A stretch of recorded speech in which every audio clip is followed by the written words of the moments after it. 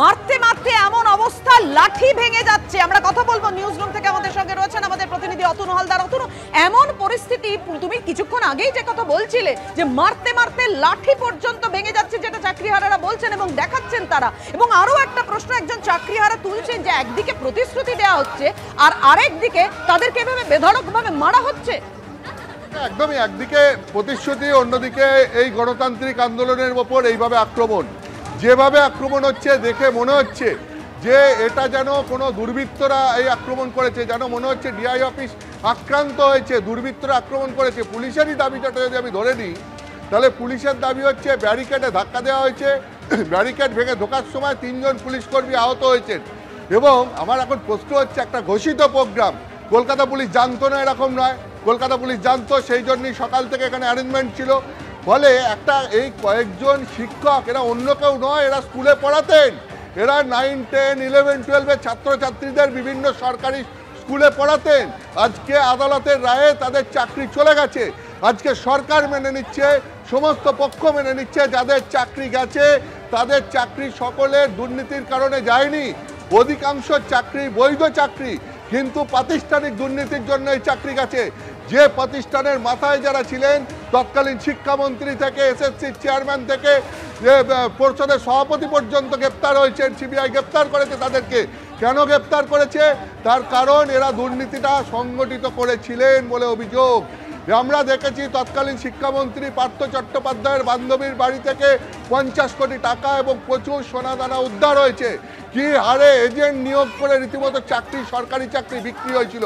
আর তার জন্য কিছু যোগ্য শিক্ষক, হাজার হাজার যোগ্য শিক্ষক, যোগ্যতার সঙ্গে সরকারি প্রতিষ্ঠানের ওপর নির্ভর করে যারা চাকরি পেয়েছিলেন, তারা চাকরি হারিয়ে অসহায় হয়ে আজকে আন্দোলনে নেমেছেন। এবং সেই ঘোষিত আন্দোলনে আমরা দেখলাম যে কলকাতা পুলিশের মতো জায়গায়, যেখানে পুরোটা একটা ইনফ্রাস্ট্রাকচার আছে, কখন কি হবে প্রতি মুহূর্তে ইনস্ট্রাকশন আছে কন্ট্রোল রুম থেকে, সিনিয়র আইপিএস অফিসারদের জানানো হয়। ঠিক সেইখানে আমরা দেখলাম যে কতিপয় পুলিশকর্মী তারা এই আন্দোলনকারীদের ওপর বেধড়ক লাঠিচার্জ করলেন। শুধু লাঠিচার্জ করলেন তা নয়, যারা পেশায় শিক্ষক তাদেরকে লাথি মারা হলো, গলা ধাক্কা দেওয়া হলো। এখন প্রশ্ন হচ্ছে যে কলকাতা পুলিশের মতো একটা ডিসিপ্লিন প্রশিক্ষিত ফোর্স, এরা কোন ইনস্টিটিউটে এই প্রশিক্ষণ পেয়েছে যে আন্দোলনকারী শিক্ষকদেরকে লাথি মারতে হবে? যাদেরকে সারা বাংলার মানুষ সম্মান করে, যাদের সমাজে একটা অন্য জায়গা রয়েছে, যারা সমাজে সম্মানীয় হিসাবে গণ্যিত হন, যেখানে সমস্ত ছাত্রছাত্রীদেরকে যারা পড়ান, সেখানে আজকে কলকাতা পুলিশে একটা কোন ছবি তুলে ধরলো যে সেই শিক্ষকদেরকে লাথি মারছে কলকাতা পুলিশ? কোন প্রশিক্ষণ, এটা কোন ইনস্টিটিউটে প্রশিক্ষণ দেওয়া হয়? আজকে এই প্রশ্ন উঠছে। সিনিয়র আইপিএস অফিসাররা কি ইনস্ট্রাকশন দিয়েছিলেন সেই প্রশ্ন উঠছে। যদি ইনস্ট্রাকশন না দিয়ে থাকেন কেন দেননি সেই প্রশ্ন উঠছে।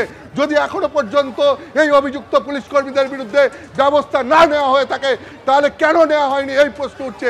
আজকে পুলিশের তরফ থেকে বলা হচ্ছে আন্দোলনকারীদের বিরুদ্ধে আইনানুগ ব্যবস্থা নেওয়া হবে।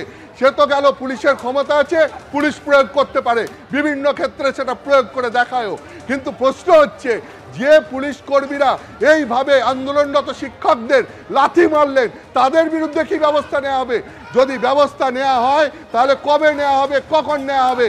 আর যদি ব্যবস্থা না নেওয়া হয় তাহলে কি এটাই ধরে নিতে হবে যেটা ইনস্ট্রাকশনে হয়েছে লালবাজারের? তাহলে লালবাজারকে কে ইনস্ট্রাকশন দিল? তাহলে কি লালবাজারে কে এই ইনস্ট্রাকশন নবান্ন থেকে এসে পৌঁছালো? তাহলে কি সরকারের এটাই নীতি যে এইভাবে গণতান্ত্রিক আন্দোলনে যারা যাচ্ছেন তাদেরকে এইভাবে প্রতিহত করা হবে?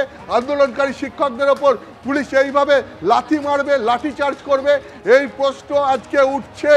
তার কারণ যারা আন্দোলন করছেন তাদের চাকরি কেন গেছে এই নিয়ে প্রশ্ন উঠছে। এই প্রশ্ন আজকে উঠছে বিভিন্ন মহল থেকে যে প্রশাসনের এই সক্রিয়তা কোথায় ছিল এতদিন?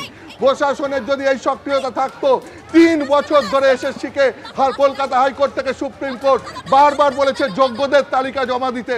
যোগ্যদের তালিকা এসএসসি জমা দেয়নি, অযোগ্যদের তালিকা তারা সিবিআই ইনভেস্টিগেশনের ভিত্তিতে জমা দিয়েছে। কিন্তু বাকিরা যে প্রত্যেকের যোগ্য, সেই যোগ্য বলে দায়িত্ব তারা নেয়নি। তার কারণ বাকিদের মধ্যেও কিছু অযোগ্য মিশে আছে কিনা সেইটা এসএসসি নিশ্চিত করেনি। এসএসসি কেন নিশ্চিত করেনি, কেন সমস্ত অযোগ্যদের খুঁজে বের করেনি, কেন এসএসসি 1 বছরের মধ্যে ওএমআর সিট নষ্ট করে ফেলেছিল, কেন এসএসসি স্ক্যান কপি রাখেনি, এই সমস্ত প্রশ্নগুলো নিয়ে তো সরকারের সক্রিয়তা থাকা উচিত ছিল 3 বছর ধরে। যদি 3 বছরের ধরে কোনো একটা সময় সরকার সক্রিয় থাকতো এবং পরীক্ষা নিয়ামক সংস্থা হিসাবে সরকারি সংস্থা এসএসসি যদি যোগ্য অযোগ্যদের পরিষ্কার করে আলাদা করে যোগ্যদের তালিকা কোর্টের হাতে তুলে দিত, তাহলে তো আজকে এই দিন দেখতে হতো না। সেই সময় পুলিশের এই সক্রিয়তা, এই প্রশাসনের এই সক্রিয়তা, সরকারের এই সক্রিয়তা কোথায় ছিল? আজকে আমরা যেভাবে দেখছি পুলিশকে সক্রিয় হতে, সরকার যদি প্রথম থেকে সমস্যার সমাধানে এই সক্রিয়তা দেখাতো, তাহলে তো আজকে এই দিন দেখতে হতো না। ফলে এই প্রশ্ন উঠছে যে আজকে পুলিশের এই সক্রিয়তার পেছনে শুধু পুলিশের সিদ্ধান্ত রয়েছে নাকি এর সঙ্গে সঙ্গে সরকারের সিদ্ধান্তও রয়েছে, এটা আমরা দেখার অপেক্ষায় রাখলাম। এই কারণে বলছি যে আমরা এটাই এখন দেখতে পারবো যে এর পরবর্তী পদক্ষেপ পুলিশের কি হয়। অভিযুক্ত পুলিশকর্মী যারা রয়েছেন, যারা এইভাবে শিক্ষকদেরকে লাথি মারলেন, লাঠিচার্জ করলেন, তাদের বিরুদ্ধে কোনো ব্যবস্থা নেওয়া হয় নাকি আন্দোলনকারী শিক্ষকদের বিরুদ্ধে আর একটা নতুন করে কেস স্টার্ট করা হয়, এটা দেখার অপেক্ষায় রয়েছে। বিভিন্ন মহল থেকে যে প্রতিক্রিয়া উঠে আসছে যে যেভাবে এইখানে এই সক্রিয়তা দেখা যাচ্ছে, এই সক্রিয়তা যদি প্রশাসনের তরফ থেকে আগে দেখানো হতো তাহলে এই সমস্যাটাই আজকে তৈরি হতো না। ফলে এই প্রশ্ন উঠছে যে অযোগ্যদের বাঁচাতে বিভিন্ন মহল থেকে অভিযোগ উঠছে আজকে যে অযোগ্যদের বাঁচাতে সরকার যতটা সক্রিয় ছিল, ঠিক আজকে যোগ্যদের আন্দোলন প্রতিহত করতে ততটা সরকারের পুলিশকে সক্রিয় হতে দেখা যাচ্ছে। তাহলে এই প্রশ্ন আবার উঠছে, সরকার তাহলে কাদের পক্ষে, যোগ্যদের পক্ষে নাকি অযোগ্যদের পক্ষে? এই প্রশ্ন বিভিন্ন মহল থেকে আজকের ঘটনার পর আবার নতুন করে উঠতে শুরু করেছে। পাপিয়া, একদমই অতনু, তুমি আমাদের সঙ্গে থাকো। একের পর এক যে প্রশ্ন উঠছে পুলিশের এই ভূমিকা নিয়ে, প্রশাসনের এই সক্রিয়তা নিয়ে।